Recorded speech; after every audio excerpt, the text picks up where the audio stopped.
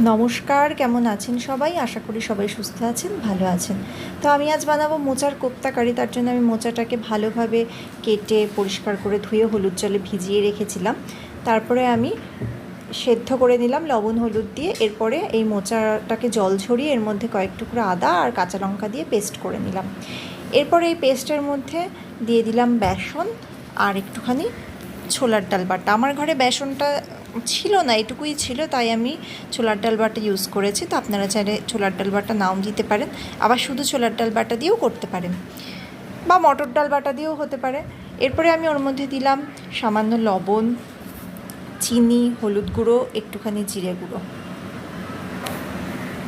এরপরে সব কোপ্তাগুলো আমি একটুখানি ভালোভাবে ডিপ করে ভেজে নেব, ডিপ ফ্রাই করব।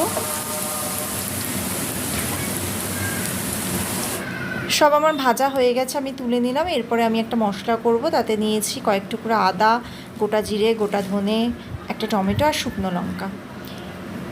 কড়াইতে আমি তেল দিয়ে দিলাম। আমি কোপ্তাটা আলু দিয়ে করব, তো তার জন্য তেলের মধ্যে আমি গোটা জিরে ফোড়ন দিলাম আর দিলাম একটা তেজপাতা।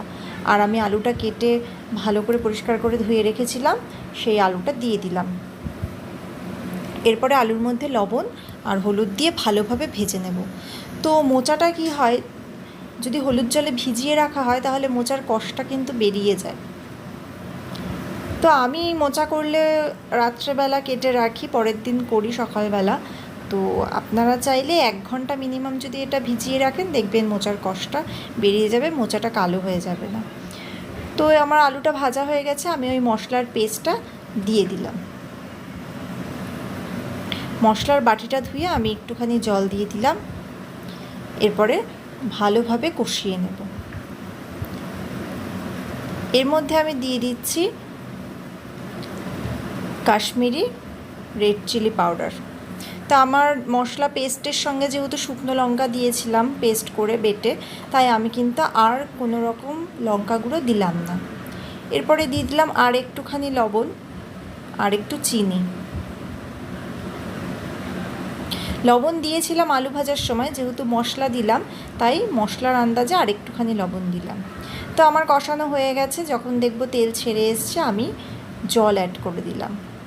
এরপরে আমি একটু ঢেকে দিলাম আলুটাকে সেদ্ধ করে নেওয়ার জন্য। 7-8 মিনিট পরে এবার ঢাকনাটা খুলে দেখব যে আলুটা সেদ্ধ হয়েছে কিনা। আমার আলু সেদ্ধ হয়ে গেছে। এর মধ্যে আমি কোপ্তাগুলো দিয়ে দেব।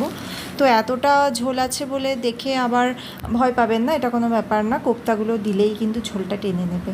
তো কোপ্তা দিয়ে বেশিক্ষণ আর রাখা যাবে না। কোপ্তা দিয়ে কিন্তু সাথে সাথে একটু গরম মশলা গুঁড়ো আর ঘি ছড়িয়ে নামিয়ে দিতে হবে, নাহলে কিন্তু কোপ্তাগুলো ভেঙে যাবে। তো আমার হয়ে গেছে, আমি একটুখানি ঢেকে রেখেছিলাম। তো নামানোর পরে এই যে এরকম হয়েছে, গ্রেভি কিন্তু একদমই নেই। গরম ভাতের সাথে এটা সার্ভ করব। ভালো লাগলে সবাই আমার পাশে থাকবেন, সাবস্ক্রাইব করবেন।